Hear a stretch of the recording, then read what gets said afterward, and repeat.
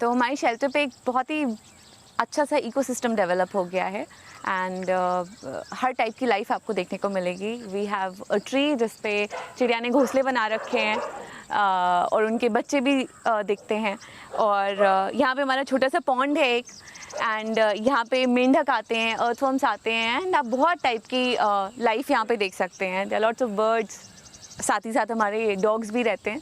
तो natural system जो यहाँ पे डेवलप हो गया जो कि नहीं देखने को मिलता है आजकल कहीं, that is something that you get to see here and it's beautiful. If you come and spend time here, it's really beautiful.